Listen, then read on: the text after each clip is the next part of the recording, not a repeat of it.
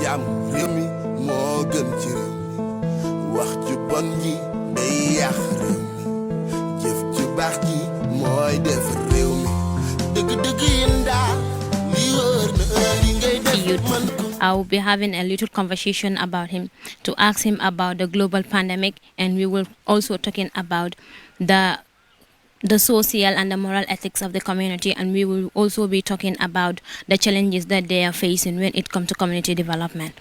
Hello, sir. Yeah, hello. Can you please tell me your name? My name is Foni. Sanneh. Sanneh. Okay, it's a pleasure having you. Okay, that's good. Okay, first we will be talking about the global pandemic, which is the coronavirus. What do you understand about when it comes to the coronavirus? From my own understanding, it's a pandemic is a disease that is out of this, I don't know, 2019, 2020. Yeah, they said it's a virus that is it's a killer disease. I don't know. Yeah. So do you believe in it? Well, actually, yeah, I believe in it. Okay. So when it comes to the sensitization, how did the government contribute to it, or the Ministry of Health at large? To my own understanding, the Gambia here, especially in the Foni provinces, we normally, the government normally sensitize us through radio stations, media houses as well. Yeah. They didn't send any representative here, or the Ministry of Health have sent someone to come here to sensitize you guys verbally, not through any media? No. They did not send anybody. I did not see any health personnel here who came to sensitize us through government under this pandemic. Yeah. So as you believe the disease, how do you protect yourself and your family? Because I think it's the responsibility of everyone to protect yourself and your family. So you said you believe the disease, so how do you protect yourself and your family? You know, in the village here, you have an association, youth development, Kangibat Youth Development Association. So when this pandemic came into the Gambia as well, they organize themselves. You know, you have one health personnel in the association. So they mobilize each other and they came to the village. They bought some of these buckets and hand sanitizers and soap as well. They came to the village. They sensitized everybody in the village. Yeah. So do they show you guys how to wash your hand, or you practice it by yourself by showing it through media? Though radio you won't see, you just hear the voice. And I know that maybe you have not get any access to the TVs or other stuff. So do they show you how to wash your hands in order to protect yourself and your family? Yeah. When they came, we all converged at the Bantaba. So they saw the sample. They saw us how to wash ourselves and how to protect ourselves during coughing and other sneezing. Yeah, so they demonstrate to us, and we also demonstrate to see whether we are there or not. So that's what they taught us. Okay. So after that, do you also went back to talk to your family about how to prevent themselves? Yeah, me personally, I'm working here in this agricultural mixed farming center. The time they gave me that bucket, so I brought it there after I called the people in the garden, after I demonstrated to them how they explained to me and how to use it. Okay. Yeah. So And when I went back to my family also, though they were there when the demonstration was on, but I have to talk to them again, so that, you know, because the way I heard of the virus is very dangerous. Yep. So one has to, you know, sensitizing, especially these young ones, the kids. Yeah, because they are so innocent. They got very good, yeah. Okay. So as the pandemic is here, how does it affect the social life of the children? Because, you know, the kids, they all like mingling with each other. Even the elders do so. So how does it affect the children being exposed to some environment with their parents? How does it affect the children? It's not even the children only. Even me, as we are speaking, it disturbs me a lot. Much more the children. They are no more going to school. They don't used to go out as usual. I don't know. So it's really disturbing us. It's really disturbing us.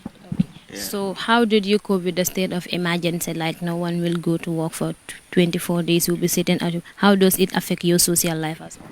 In our this area provinces, we normally used to, I don't know, go to gardening or go to trading marketing, so that whatever you have, you brought it to the family. So if the government said this state of emergency, or I don't know, it normally disturb us, because some of the people in the village now, what they used to have to eat is very very sad, because they don't normally go out. You stay at your home. Where can we get food? It's terrible. It's terrible. So Anyway, did the government hand reach when it's come to the food sector, like helping you when it's come to feeding sector around this during this pandemic period? Did the no, government no provide? food, no food. They did not provide any food. Especially the provinces. We are we are suffering now. Like this pandemic is really disturbing us, Okay. because when you consider now and the old days, it's quite a different thing. It's a It's different thing. yeah, because I personally, I used to do something every day instead of for the So family to survive. yeah. Yeah, so if they say nobody will go out, or because last time I went to Brikama to sell my okra, I paid fare for $100, Which is so and sad. by then was $65. So actually, It's really to and affecting you fro, guys. I paid $200. So I sell my okra for $450. So look at that, Which you have only 250 profit. $250. So it really does me. Okay. So what are some of the challenges that you guys are facing when it comes to the community and also the gardening sector? Hence, you are part of the youth leaders. When, pardon? What are the challenges, the difficulties that you guys are facing when it's come to gardening and also to the community is facing at large? Because right now the production is on, and you can see that harvesting is on, but there is no market. This thing we cannot market. There are communities are with us here, no market.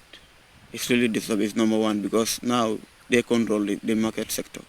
So you will have your community here. You cannot take it because you will not have 2 hours in the market. So it will really disturb us. Yeah. And secondly, in the community as well, attraction is a problem. Now it's a big problem. Even to go to the mosque to pray, it's a problem. Yesterday was Friday. We supposed to go to the mosque. We did not have access to go, Yeah. because the government declared that nobody, you could not convert more than 5 people. Yeah, we need to be So exactly. disciplined. Okay, so what when it comes to water sector, how is it disturbing you guys to water your bed? Sometimes do you guys have difficulties to have water to for your gardening sector? Yeah, we normally have difficulties, because this year is different from last year. Last year we do normally water both day and both morning and evening, but this year we normally water in the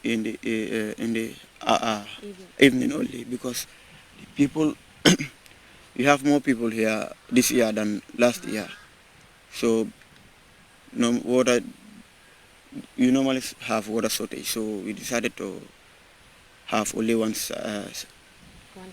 time to water. Yeah, that is the evening time. And that is really affecting you. It really affects us. It's really affecting us.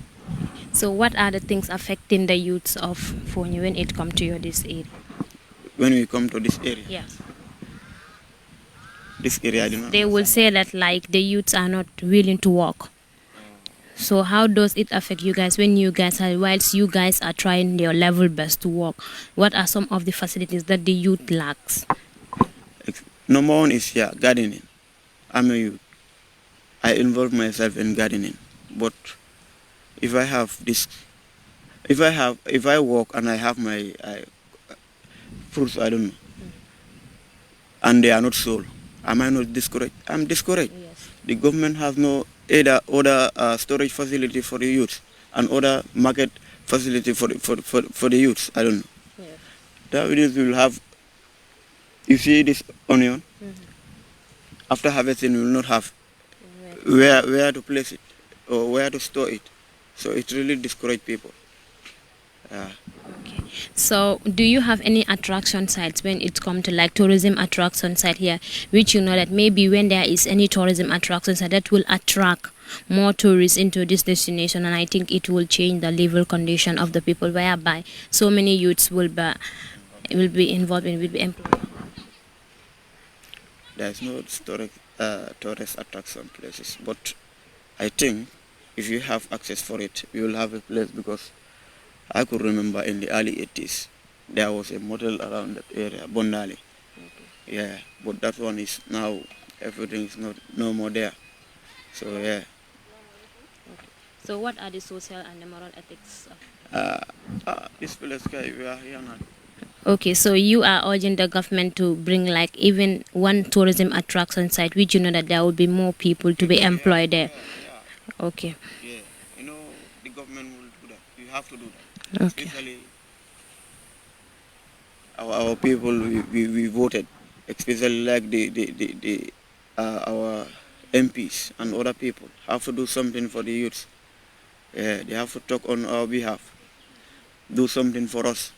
Yeah, likewise the governors, they have to do something. They have to come to the ground to know what our problems are, and they go and discuss that problem with the government. But it no more happens. So Okay, so what are your final words? I'm urging the government to look at us, especially the people in the provinces. Some of them, their way of living is very, very terrible. So at least they have to create job opportunities. Yeah, even here, if you have more boreholes and other things, water facilities, people will come to the garden, especially the youths. Now, this village, a lot of boys are involved in okra production, and they are gaining a lot of money now. Yeah, and likewise the tourist attraction sector. If you have it here in the district, it will very, very much helpful. Yeah. Hello. Okay, you're welcome. Okay, hello viewers. This is all what we have for you on the youth conversation, as we are here in the gardens here and we are talking to one of the youths. It seems like the government, they are being left out.